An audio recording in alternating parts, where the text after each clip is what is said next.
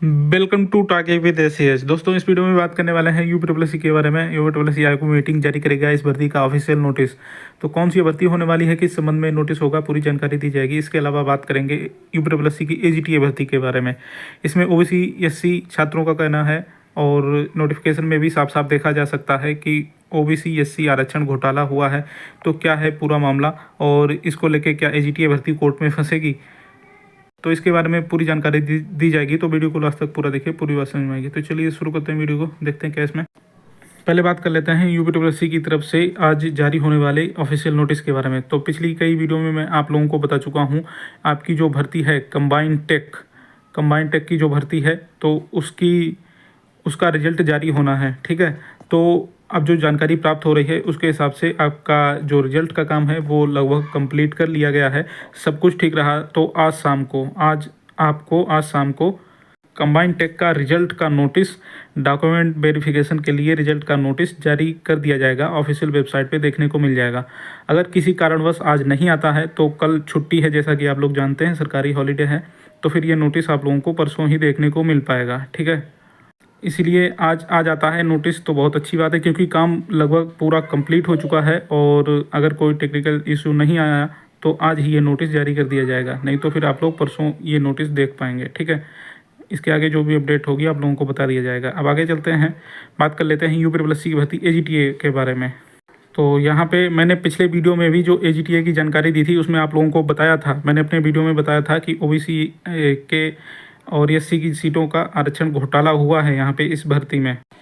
तो क्या है ये पूरा घोटाला, इसको समझने के लिए पहले समझ लेते हैं आरक्षण कितना क्या मिलता है किस वर्ग को, क्योंकि तभी आप लोग समझ पाएंगे ये क्या है घोटाला। तो यहाँ पे देखिए, सबसे पहले मैंने सर्च किया ओबीसी, तो ओबीसी को 27% आरक्षण मिलता है जितनी भी गवर्नमेंट जॉब्स हैं सभी में। ठीक है, 27% आरक्षण मिलता है। और बात करें एससी की, तो एससी को मिलता है 15% आरक्षण। ठीक है, और बात करें एसटी जो के लिए, तो एसटी को मिलता है 7.5% जो है आरक्षण मिलता है सरकारी नौकरी में।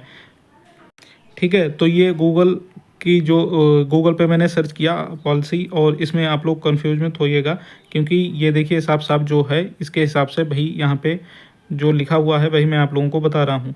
ओबीसी को 27% और एससी को 15% और एसटी का 7.5% लिखा हुआ है। तो हम आ गए अब एजीटीए के नोटिफिकेशन पे। तो इसकी जो टोटल पोस्ट हैं वो हैं 3446। तो सबसे पहले बात कर लेते हैं यहाँ पे ओबीसी के बारे में।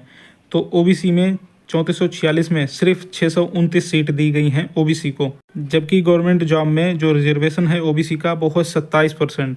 तो यहाँ पे ओबीसी को अगर 3446 का 27% हम निकालते हैं तो यहाँ पे लगभग 930 सीटें होती हैं जाके। ठीक है, तो यहाँ पे ओबीसी की जो सीटें होनी चाहिए थी वो 930 होनी चाहिए थी, यही छात्रों का कहना है, जो ओबीसी पॉलिसी है उसके हिसाब से।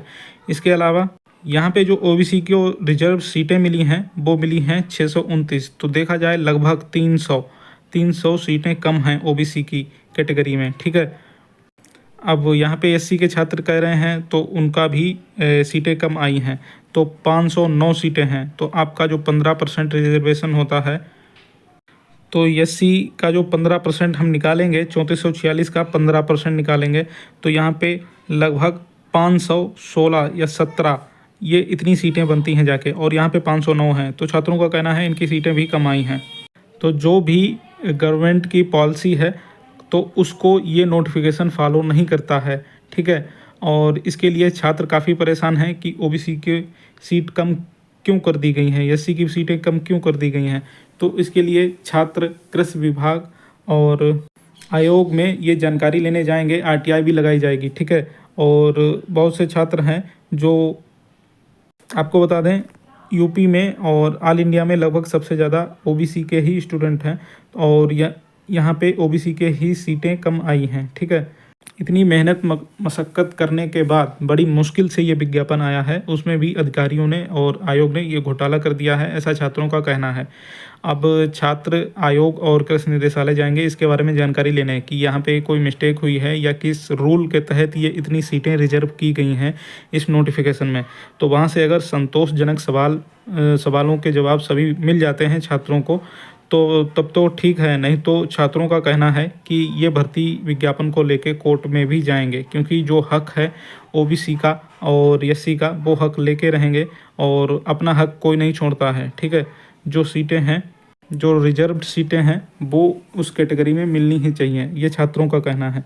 वैसे छात्र भी नहीं चाहते हैं कि ये भर्ती कोर्ट में फंसे, इसीलिए छात्र पहले कृषि निदेशालय, शायद आज भी गए हैं, एक छात्र मुझे बता रहा था, कृषि निदेशालय और आयोग जा रहे हैं छात्र आज इस भर्ती के बारे में, ओबीसी एससी आरक्षण घोटाला के बारे में जानकारी लेने, और वहाँ से जो भी जानकारी प्राप्त होगी मैं आप लोगों को अपने टेलीग्राम चैनल पे बता दूंगा। ठीक है, अब यहाँ पे कुछ छात्र ऐसे हैं जो इस कैटेगरी से नहीं आते हैं तो वो इस नीति का विरोध करेंगे। तो भाई आप लोगों को ये बताना चाहूँगा, अगर आपकी कैटेगरी की सीटें कम आती तो क्या आप लोग चुपचाप बैठे रहते? तो इसी तरह से ये छात्र भी काफ़ी परेशान हैं, इनकी कैटेगरी के सीटें बहुत कम हैं, यहाँ पे बहुत बड़ा आरक्षण घोटाला हुआ है। इसी तरह हुआ था, ये बीपीओ का है नोटिफिकेशन, जो सरकारी रिजल्ट से मैंने लिया है। देखिए 1468 पोस्टें आई थी टोटल, ओबीसी को मात्र 139 सीट ही दी गई थी।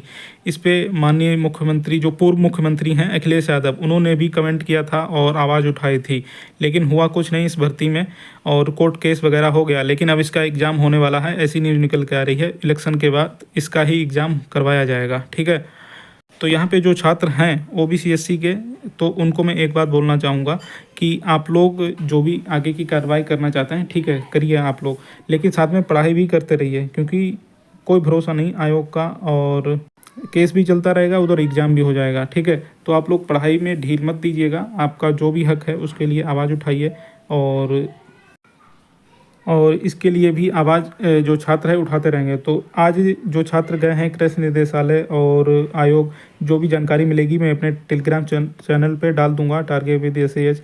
इसके अलावा छात्रों का ये भी कहना है कि आरटीआई लगा के भी इसकी जानकारी ली जाएगी। पिछले वीडियो में भी मैंने यही सजेशन दिया था कि आरटीआई से आप लोग जानकारी ले सकते हैं। इसके अलावा कोई भी छात्र ये नहीं चाहता कि ये भर्ती कोर्ट में जाए। ठीक है, ये भर्ती कोर्ट में जाए ऐसा कोई भी छात्र नहीं चाहता है। तो आगे डिपेंड करेगा कि वहाँ से आयोग से और कृषि निदेशालय से क्या जानकारी मिलती है छात्रों को, और क्या वहाँ से छात्रों को संतोषजनक जवाब मिलता है। अगर सब कुछ ठीक रहा तो आगे इसमें कोई भी पेंच नहीं फंसेगा, और अगर जानबूझ के ये आरक्षण कम किया गया है, घोटाला किया गया है, तो ये मान के चलिए आयोग और सरकार इस भर्ती को भी लटकाना चाहते हैं। जैसे कि हर भर्ती कोर्ट में फंस जाती है, तो इस भर्ती को भी लटकाना चाह रहे हैं जानबूझ के। इसलिए ये रिजर्वेशन का घोटाला, जो आरक्षण का घोटाला है, वो किया गया है, क्योंकि जानते हैं सभी लोग ऐसा नोटिफिकेशन बनाएंगे तो नोटिफिकेशन की ये और को लेके ये भर्ती जो है कोर्ट में फंसेगी ही फंसेगी। तो फिलहाल आगे जो भी अपडेट रहेगा इसमें मैं आप लोगों को अपडेट करता रहूँगा। टेलीग्राम चैनल पर भी आप लोग ज्वाइन हो जाइए।